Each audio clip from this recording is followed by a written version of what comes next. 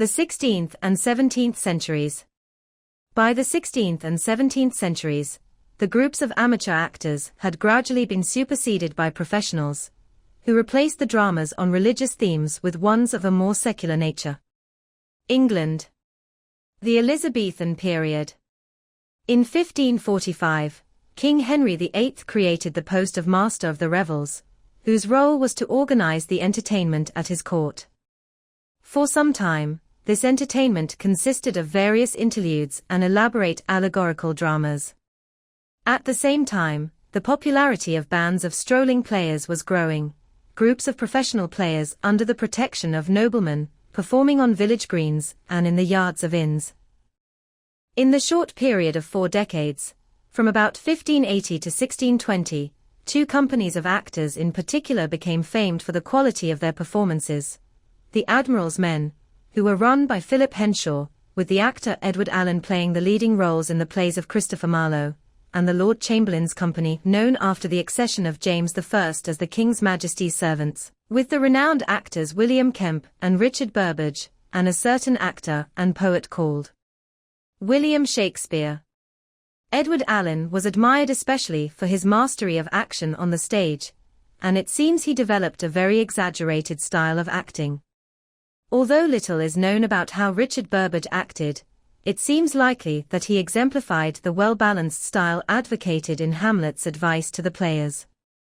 The speech, in Act 3, Scene 2, is too well known to quote it in full, but certain phrases could usefully be emphasized as being crucial to the attainment of a measured style. Nor do not saw the air too much with your hand, thus, but use all gently, beget a temperance that may give it smoothness, be not too tame neither, but let your own discretion be your tutor. Suit the action to the word to the action, with this special observance, that you o'erstep not the modesty of nature.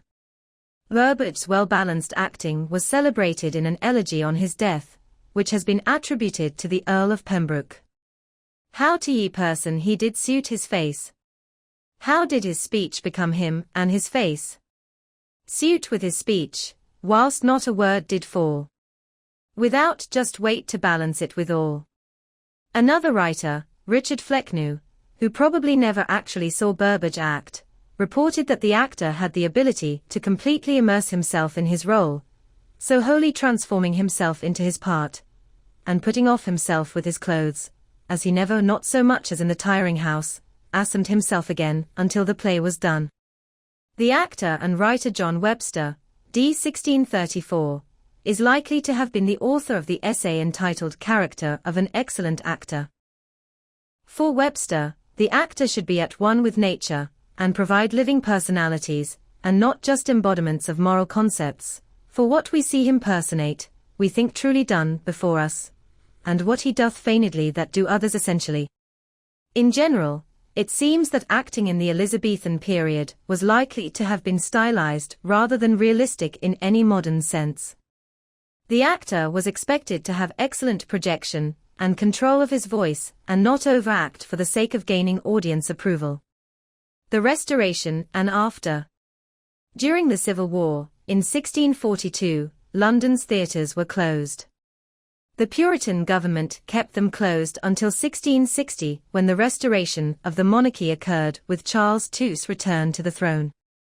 In the same year, the king granted patents to Sir William Davenant, 1606 to 1668, the playwright, and his friend Thomas Killigrew, 1612 to 1683, to set up 2 playhouses and organize 2 companies of actors, the Duke of York's Company and the King's Men.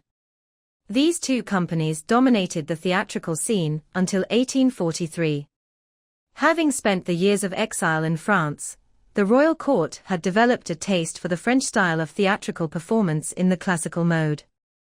The old Elizabethan-style playhouse, open to the elements, was replaced by a proscenium arch stage with a curtain and scenery, though an extensive apron stage was retained.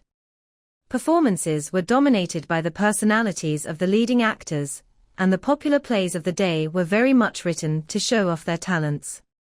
Some outstanding actors did, however, appear who revived interest in great drama. From 1660 till 1710 the leading actor of his day was Thomas Betterton, who not only took the main roles in the plays of his contemporaries, Etheridge, Congreve and Dryden, but also revived Shakespeare's Hamlet.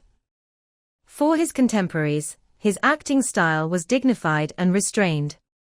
He was admired for his ability to express feelings with passion, but with a controlled use of his voice. He provided intelligent interpretations, and was capable of a large variety of characterizations. During this period, too, many women came to prominence on the stage. Betterton's own wife, Mary Saunders, became the first woman to play the main female roles in Shakespeare's plays. By 1680 the two companies had built new theatres, the Duke of York's Company in Dorset Gardens, and the King's Men in Drury Lane. In 1682 they united into one company using the Drury Lane Theatre. Italy. Undoubtedly, the form of drama in Italy that had the most lasting effect both on dramatic compositions and acting styles in other European countries, especially on comedy, was the commedia dell'arte.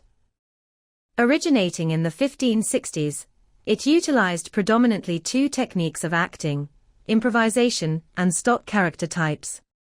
There was no scenery as such, only a few essential props, and no written scripts, just broad outlines, or scenarios, of the general development and outcome of the plot.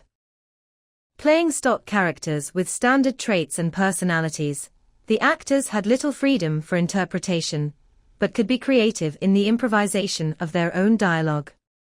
Spain. From the mid-16th century till about 1700, Spain enjoyed what has been termed its golden age of literature. Three main types of drama were popular in this period: the autos sacramentals, one-act religious plays, comedias nuevas, full-length secular plays, and the zarzuelas, plays with music. There is an interesting and complex history of how women were at first banned from the stage by the Catholic Church at this time, with men and boys playing female roles, and then from about 1600 onwards, allowed on stage, but under very strict conditions of supervision. In 1653, a rather quirky law was enacted stipulating that, if required by the text, women could cross-dress as men, but only on the upper half of their bodies. All this is indicative of a very strict moral control of actors' performances in the period, though some bawdy elements doubtlessly crept into the secular comedies. One scholar is of the opinion that performances by Castilian Spanish groups were undoubtedly more animated than those in Italy at the time. It is likely that a more realistic style came into fashion with the production of the plays of the leading dramatist of the latter part of the 16th century, Lope de Vega, 1562 to 1635. He deliberately broke with the three classical unities of time, place and action, writing in the vernacular, and encouraging actors to speak in ways which would communicate with their audiences. His immediate successor was the man considered by most to be the greatest Spanish dramatist, Pedro Calderón de la Barca. He wrote 80 autos sacramentals and 120 comedias, as well as many short comic works. If Lope de Vega aimed for a more natural style, Calderón sought a more formal dramatic structure and richness of symbolism, and several of his plays, especially La Vida es Sueño, Life is a Dream, were to become influential in Europe in the Romantic era. These were not conducive to a natural style of acting. France. In France, there developed a tradition of many actors adopting a single stage name. One of the first major tragedians of note was known as Monduit, Guillaume d'Esquilbert's, 1594 to 1651. He established a troupe of actors called the Théâtre du Marais. It would seem that he put great vocal and physical exertion into his acting, achieving enormous acclaim for his performances in the plays of Corneille. His fate should be an object lesson, however, to all those actors who are tempted to go well over the top. In one of his performances, the role of King Herod, he exerted himself so much that he had an apoplectic fit which paralyzed his tongue. Other well-known actors of the time seem not to have been daunted by Monduit's fate, and the very bombastic and flamboyant style of actors, such as Belrose, Pierre Le Messier, and Montfleury, Zachary Jacob, became the norm. The actor and writer who attained the greatest fame in the period and established himself as one of France's great dramatists is undoubtedly Molière, Jean-Baptiste Poquelin. In his early years, with his troupe, à l'Illustre Theatre, he was greatly influenced by the tradition of Italian comedies. By the 1660s, his troupe had become the most renowned company in the country, especially praised for its ensemble-style acting. As a director, Molière warned his actors constantly against being too unnatural and encouraged them in their efforts to represent characters far removed from their own personalities. His most famous protégé was the great tragedian Michel Baron, who retired in 1691, but returned to the stage as one of its leading exponents of a natural style in 1720. In 1680, King Louis XIV established the Théâtre Français, which, later renamed as the Comédie Française, was to become the national theatre company with the longest continuous history in the world. It was run democratically, with its leading actors sharing responsibility for both administration and finance. Germany.